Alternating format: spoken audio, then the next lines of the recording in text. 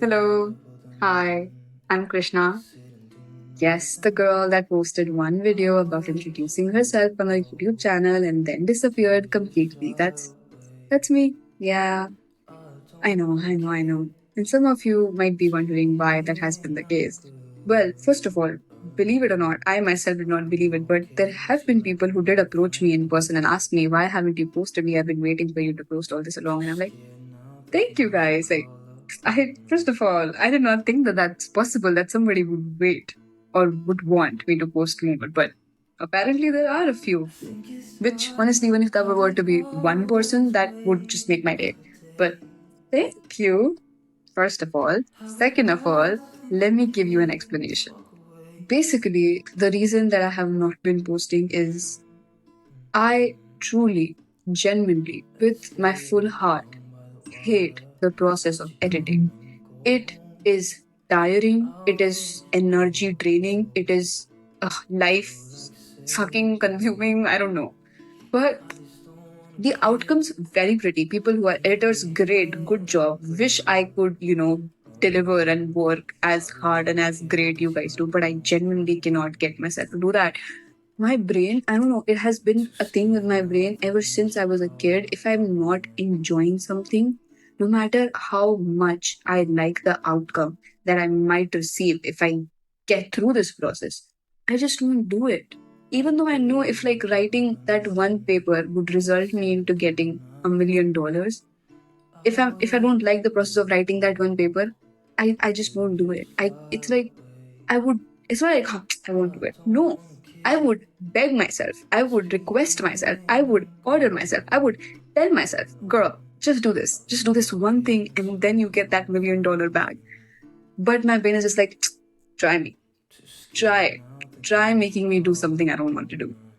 That's just how this thing works. And I can't win. I can never win. That's what I'm dealing with here. So that is a major point. Point number one, that I hate the process of editing, but I'm trying and I'm hoping and I'm praying to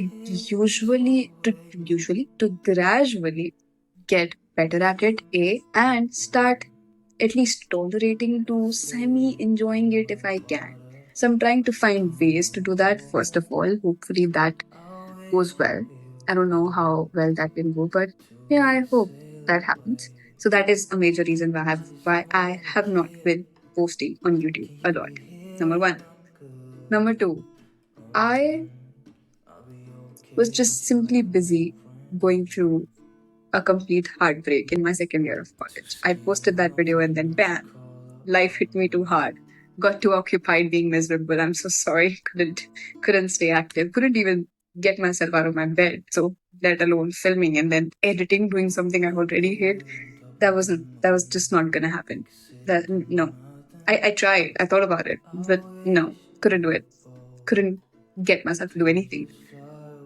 So those were the two major reasons. Except of that, have I been filming? Yes, I still continued to film somehow. I still continued to be creative in in other ways and forms. But I couldn't get myself to edit. I truly hate the process of editing. I really hope that changes about me and I gradually start to like it. But I hate the process of editing so much that I'm barely going to edit this video and I'm going to post this exactly how it is. So if there are long pauses and breaks in between and I say that I mess up something, well, it's just a actual, genuine, casual, real and raw conversation, guys. This is how real life is. There is no edits, you know. So this is how this is going to be. Anyways, so those were the two major reasons. One, that I hated editing, and second, I was hating myself for a year. That was a very fun year. About yeah. Thank you, thank you. And just someone should, if clapping sound. I'm not gonna edit and put the clapping sound. So whosoever is watching, clap for me. Clap, please, please. Thank you. If you did, thank you. Moving on. Just stop them in public.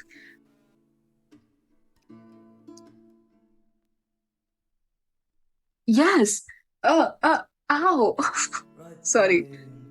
Excuse me, there are people watching me here. Yes.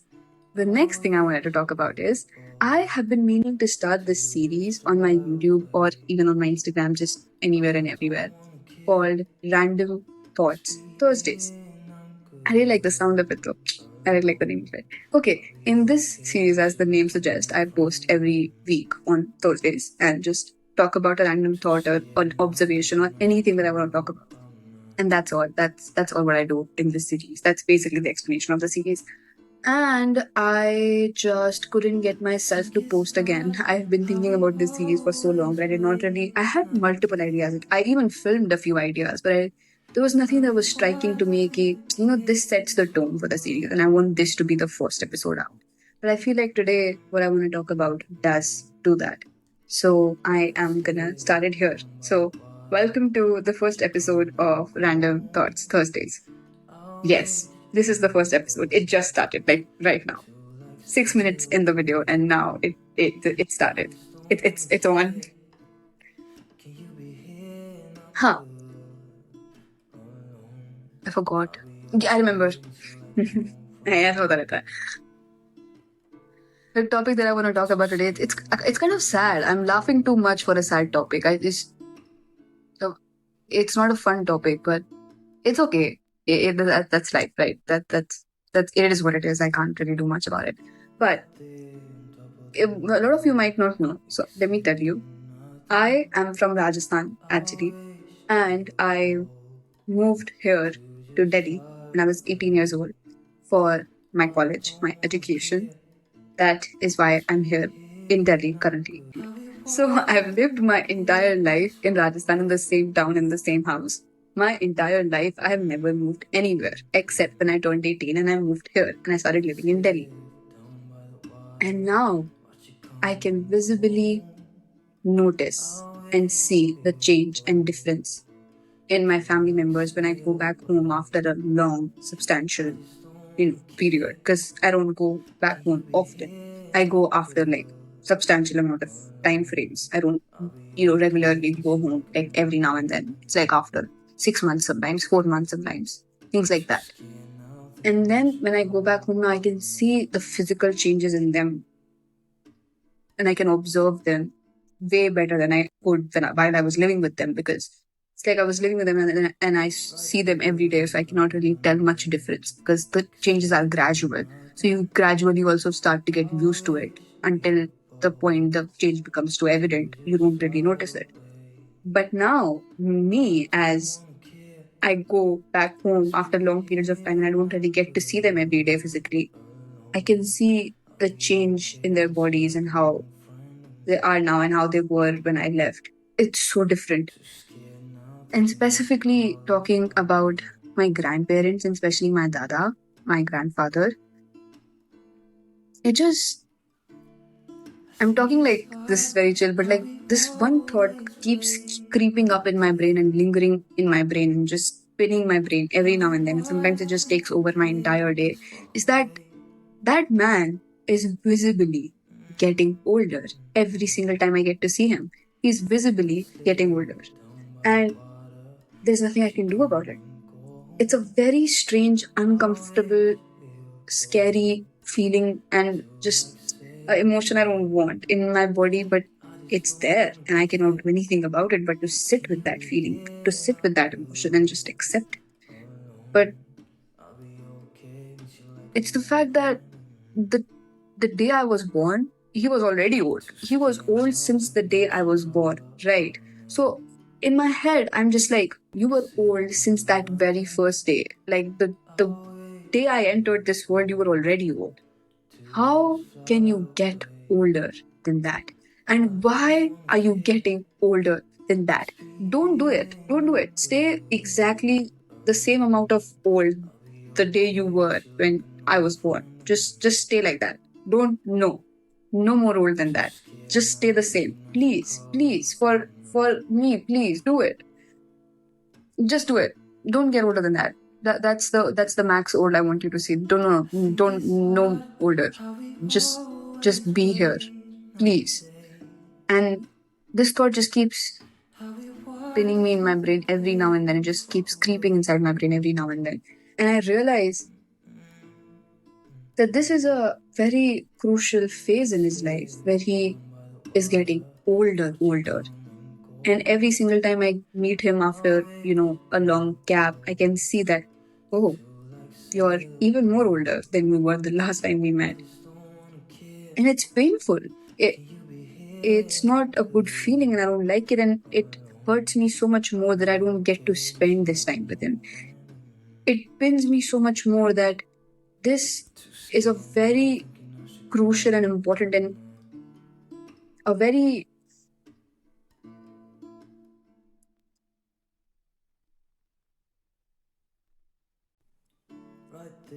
beautiful, one might say, but it's very uncomfortable for me. I wouldn't describe it as beautiful phase in his life, and I don't get to be there with him. I don't get to witness it with him. I don't get to see him experience it. I don't get to experience it with him. I just don't get to be around him.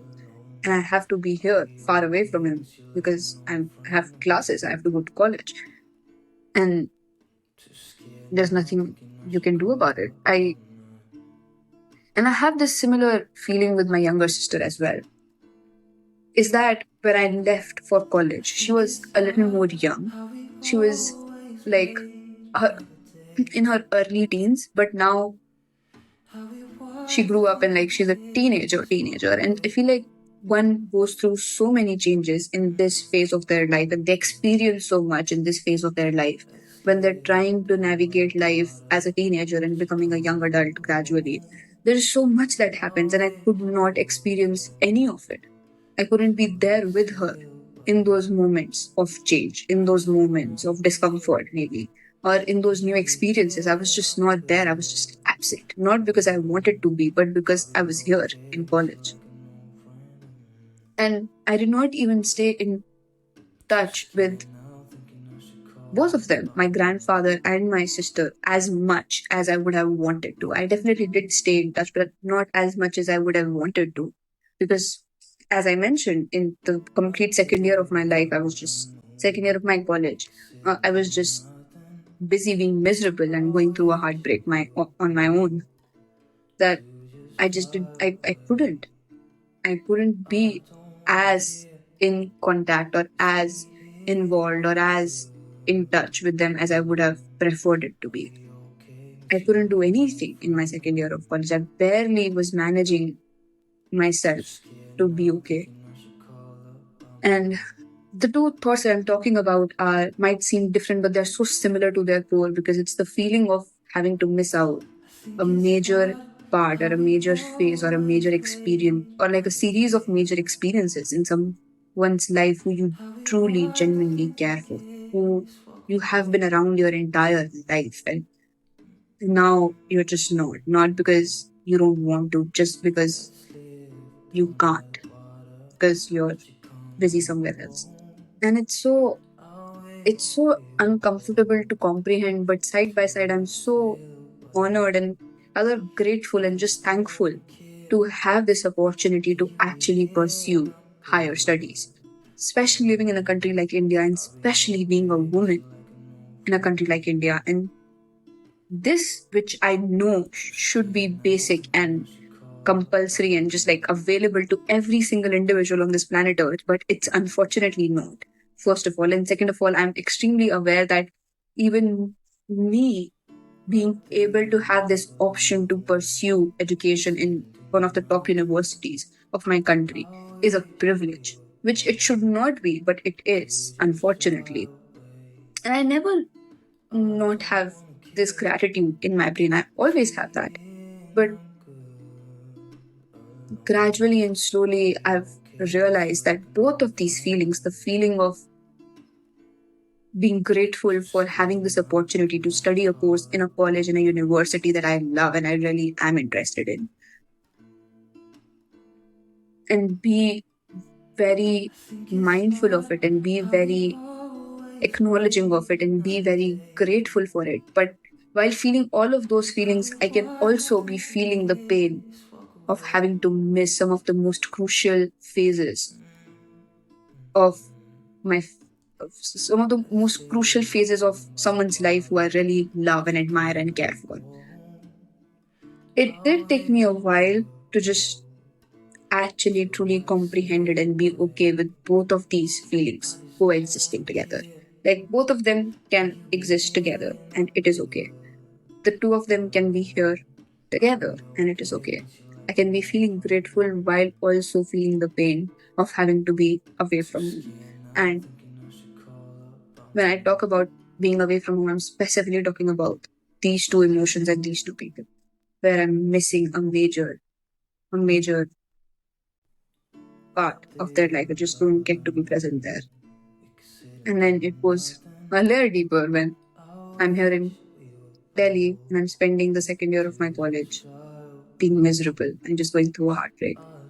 And that just makes you feel even worse. And then you're stuck in this cycle where you feel worse and then you feel worse and then that makes you feel worse and then you're feeling worse about so many things. But that makes you feel even worse. Like, oh my God, come on, shut up. Your life is great. Why are you feeling so bad about so many things? There's nothing wrong.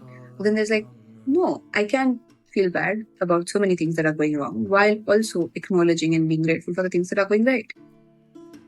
And once I figured this balance out, there was a sense of relief. Definitely there was, but that did not make the pain or the fear of feeling like I'm missing out on a major phase or a major or a crucial or a major part of my grandfather's life. And then the fact that I'm missing him getting older. I'm missing this phase of life of him. And it just pins me so much and I hate it. And it equally pins me that I'm missing out on my sister growing up. I'm missing out on witnessing her becoming the woman that she is from a kid that she has been and I've grown up with. I'm missing both of these experiences. And I was feeling this even more today because it's my grandfather's birthday today and I miss him a little extra today. And birthdays now, I used to love birthdays as a child, but as I'm growing up, birthdays now just feel a bit scary. It's just a reminder that the clock is working. It did not stop, no matter if how much you wanted the world to stop because your heart was shattered, but nothing stopped. It's still running, and it kept running, and it will keep running. Um, but it's okay. Just gonna try and do the best I can and try and stay as much in contact as possible. Try and experience this phase of their life and my life as much as I can with them and with myself as well. Baki, I just want to say if there are other people who are feeling this way as well, especially the ones who are, closer to my age, or even if you're not even closer to my age, but you have to be far away from someone who you miss terribly and you miss that you're missing out on their phases of life so much. You're not alone. I feel the same. And I am assuming there are others here watching this who also feel the same. We're in this together. Bye. Thanks for watching.